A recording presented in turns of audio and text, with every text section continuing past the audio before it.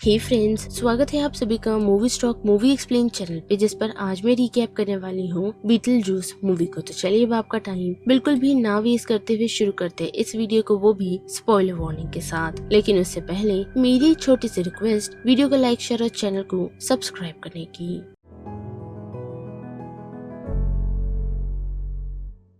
Well guys, film की शुरुआत हमें एक मैरिड कपल बारबरा और एडम से दिखाई जाती है, जो दोनों ही अपने घर में काफी खुश है। लेकिन अक्सर उनके घर में एक प्रॉपर्टी डीलर आया करती है जो उन्हें बार बार उनका घर बेचने पर मजबूर करती है। पर अनफॉर्चुनेटली इन कपल्स को अपना घर बेचना नहीं, जिसके बाद वो लोग एक वेकेशन मनाते हैं और फिर ये डिसीजन लेते हैं कि उन्हें उनके घर को सजाना चाहिए। और जैसे ही वो लोग अपनी टाउन ट्रिप से लौट रहे होते हैं तो उसी दौरान उन लोगों के सामने एक डॉग आ जाता है, जिसे बचाने के लिए बारबरा अपनी कार मोड़ लेती है। तो उस कारण उन लोगों का बैलेंस बिगड़ता है और एक कवर्ड ब्रिज से जाकर टकरा जाता है। साथ ही उनकी कार उनके साथ ही रिवर में गिर जाती है और उन लोगों की आंखें उनके घर में खुलती हैं, जहां वो खुद को गीला देख काफी हैरान है, जिस कारण वो लोग खुद को सुखाने के लिए आग के करीब जाते हैं और वो आग उन्हें जलाती नहीं, जो देख वो दोनों काफी हैरान हैं। और उस वजह से एडम ये डिसीजन लेता है कि वो बाहर जाकर चेक करेगा कि एक्चुअल में उन लोगों के साथ हुआ क्या है। लेकिन वो जैसे ही घर से बाहर निकलता है तो वो एक अजीब स्ट्रेंज डेजर्ट लाइक लैंडस्केप में यहाँ पहुँचता है, जहाँ काफी सारे सैंड बॉम्ब्स रहते हैं। पर जैसे ही एक सैंड बॉम्ब एडम पर अटैक करने की कोशिश करता है तो वहाँ से बारबरा उसे बचा कर निकाल लेती है और उसे वापस घर ले आती है, जिसके साथ साथ वो एडम को बताती है कि वो लगभग 2 घंटों से गायब है। जिसके साथ साथ उसने ये भी डिस्कवर किया है कि वो लोग खुद को मिरर में नहीं देख पा रहे, यानी कि वो लोग मिरर में नजर नहीं आ रहे। जिसके साथ साथ उन लोगों के हाथ एक किताब लगती है जो रिसेंटली मरे हुए लोगों के लिए है कि उन्हें क्या करना चाहिए, जिससे उन दोनों को समझ आता है कि एक्चुअल में रिवर में डूबने के कारण उन दोनों की मौत हो गई है और उस वजह से अब वो लोग गोस्ट बनकर उनके घर में वापस आ चुके हैं। और फिर कुछ दिनों बाद वो लोग नोटिस कर पाते हैं कि उनका घर बिक चुका है और नए ओनर दैट्स फैमिली वहाँ न्यूयॉर्क से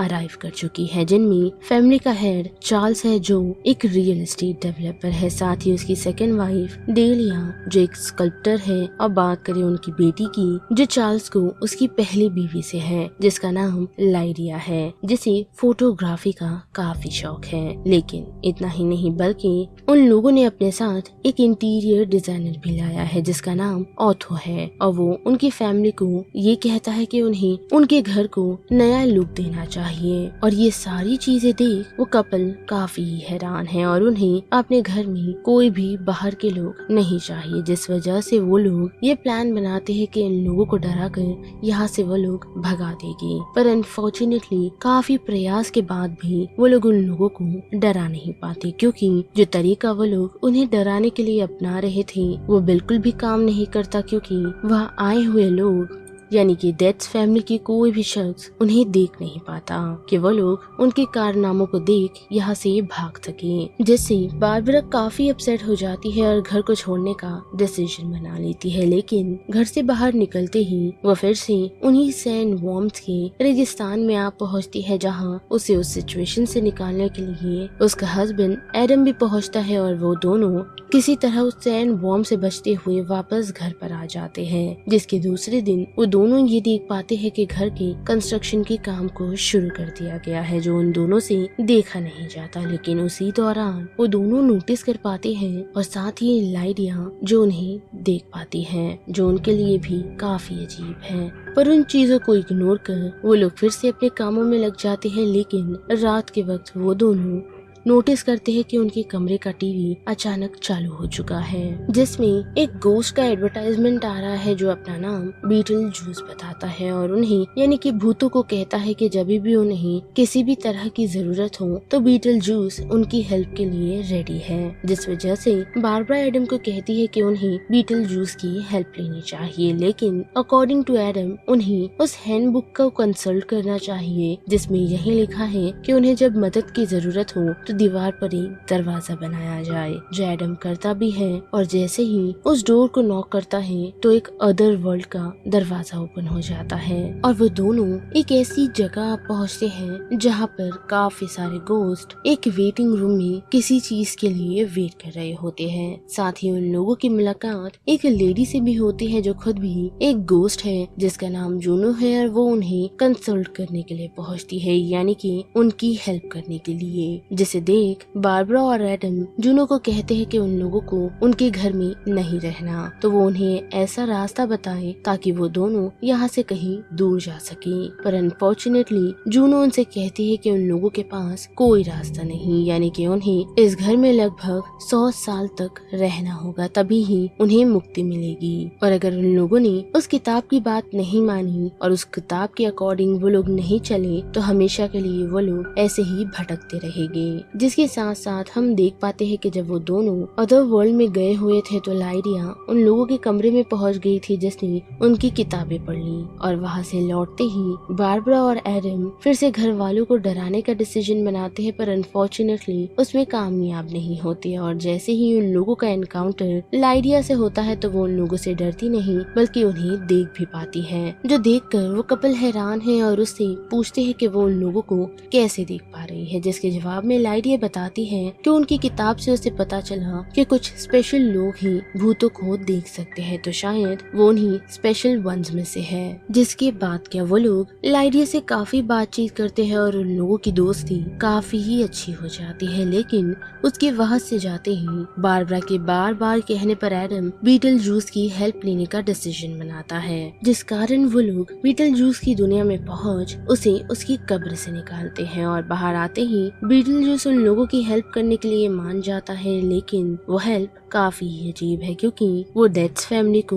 भगाने का नहीं बल्कि मारने का डिसीजन बना चुका है, जो उन कपल्स के लिए थोड़ी हैरान की बात है। और वो लोग ये सोच में पड़ जाते हैं कि उन लोगों ने बीटल जूस को हायर कर सही किया या नहीं, पर अनफॉर्चुनेटली अब वो लोग काफी लेट हो चुके हैं क्योंकि हम देख पाते हैं कि दूसरे दिन से ही बीटल जूस ने अपना काम शुरू कर दिया है। वो भी तब जब डेथ्स फैमिली ने अपने घर में छोटी सी पार्टी रखी हुई थी और उनके मेहमानों को बीटल जूस खून से सने हाथों से डराने में कामयाब होता है, जिस कारण उनके मेहमान घर से चले जाते हैं। और उसके साथ साथ बीटल जूस ने अपने इस काम को कंटिन्यू करना शुरू किया क्योंकि उसे ये काम काफी अरसों बाद मिला है और वो घर के लोगों को भी डराना शुरू करता है। और हम देख भी पाते हैं कि दूसरे दिन डेथ्स फैमिली इन सारी चीजों से काफी हैरान है। पर वही बात करे थियो की तो वो उन्हें सजेस्ट करता है कि अगर लोगों को पता चला कि उनके घर में गोस्ट है तो उनसे वो लोग काफी पैसे कमा सकते हैं, वो भी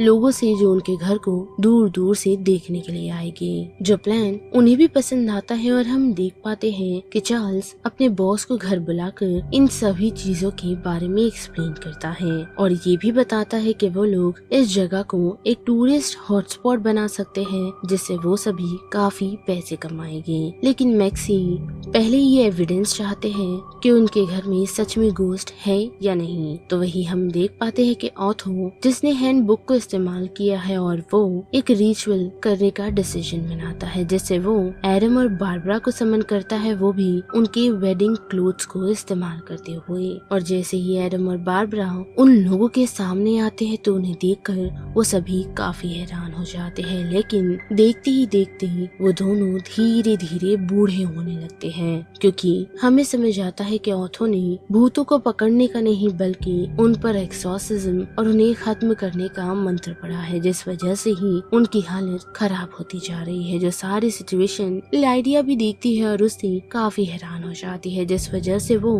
बीटल गेस के पास पहुंचती है और उसकी हेल्प लेने का डिसीजन बनाती है, जो उसकी हेल्प करने को तो तैयार है लेकिन उसके बदले वो लाइडिया से शादी करना चाहता है ताकि लाइडिया से शादी कर बीटल गेस्ट फ्रीली मॉर्टल वर्ल्ड में फ्रीली अपना क्योर्स बना सकता है। और बारबरा और एडम को बचाने के लिए भी लाइडिया हाँ कह देती है, जिसके बाद बीटल जूस ना सिर्फ बारबरा और एडम को छुड़ाता है बल्कि चार्ल्स के बॉस और उनकी वाइफ को घर से भगाने में भी कामयाब होता है, जिसके साथ साथ वो घर वालों वालों को भी काफी परेशान करता है। और फिर फाइनली ये सब कुछ खत्म होने के बाद वो वेडिंग प्रिपरेशन कर लेता है, यानी कि अब उसे लाइडिया से शादी करनी है, जिसे रोकने के लिए बारबरा पहुंचती तो है पर रोक नहीं पाती, क्योंकि बीटलजूस उसे उसी रेगिस्तान में फेंक देता है जहां काफी बड़े बड़े सैंड बॉम्ब हैं। और जब तक बीटलजूस अपनी शादी की सेरेमनी को कंटिन्यू करे, तब तक हम देख पाते हैं कि बारबरा सैंड बॉम्ब पर कंट्रोल बनाते हुए अपने घर में लौटती है, जो सैंड बॉम्ब बीटलजूस को खा जाता है और यहीं पर सब कुछ खत्म हो जाता है। जिसके बाद डेथ्स और मैटलैंड फैमिली एक साथ रहने पर अग्री हो जाती है, जहां हम बारबरा और एडम को देख पाते हैं जिनका बॉन्ड धीरे धीरे लाइडिया से स्ट्रॉन्ग होता जा रहा है और साथ ही उनकी गोस्टली पावर भी बढ़ती जा रही है, जिससे वो लोग लाइडिया से अपना स्ट्रॉन्ग कनेक्शन बनाने में और कामयाब होते जा रहे हैं। वही बात करें बीटलगस की, तो हम देख पाते हैं कि वो फिलहाल आफ्टर लाइफ की वेटिंग रूम में स्टक हो चुका है, जहां वो एक विच डॉक्टर की टिकट चुरा तो लेता है, पर अनफॉर्चुनेटली वो डॉक्टर उसके हेड को ही श्रिंक कर देती है। वेल तो बस इस वीडियो में इतना ही। जिस बारे में अब आप सभी की क्या राय बनती है उसे लेकर आप मुझे कमेंट सेक्शन में बता सकते हो। साथ ही वीडियो पसंद आई तो वीडियो को लाइक, शेयर और चैनल को सब्सक्राइब करना मत भूलिएगा। बाकी मैं मिलूंगी आपसे फिर किसी मूवीज या सीरीज की रिकैप के साथ। तब तक के लिए आप movie stock movie explain channel के बाकी वीडियोस को एंजॉय कीजिए। Till then bye.